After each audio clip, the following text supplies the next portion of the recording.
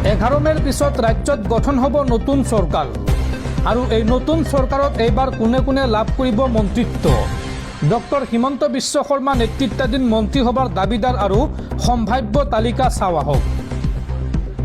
Doctor Himanta Biswa Sarma নেতৃত্বাধীন মন্ত্ৰীসভাৰ দাবীদাৰ আৰু সম্ভাৱ্য তালিকা এই মুহূৰ্তত আপোনালোকক জনাই আছো। দ্বিতীয়বাৰৰ বাবে অসমৰ মুখ্যমন্ত্ৰী হ'ব ডক্টৰ হিমন্ত বিশ্ব শৰ্মা আৰু এইবাৰ মন্ত্ৰিত্ব লাভ কৰিব অসম গণ পৰিষদৰ অতুল বৰা, ৰঞ্জিত কুমাৰ দাস অথবা চন্দ্ৰমোহন পাটোৱাৰী, ডাক্তৰ ৰণোজ পেগু, হিতেন্দ্ৰনাথ গোস্বামীয়ে। মন্ত্ৰিত্ব লাভ কৰিব পাৰে জয়ন্ত মল্ল বৰুৱা, পীযুষ হাজৰিকা, বিশ্বজিৎ দৈমাৰী, প্ৰদ্যুৎ বৰদলৈয়ে। লগতে মন্ত্ৰিত্ব লাভ কৰিব অশোক সিংহল, পল্লৱ লোচন দাস, মানৱ ডেকা, দিগন্ত কলিতাই। আৰু মন্ত্ৰিত্ব লাভ কৰিব পাৰে BPFৰ শিউলি মহিলাৰী, বিশ্বজিৎ ফুকন, সুশান্ত বৰগোহাঁই অথবা তৰংগ গগৈয়ে।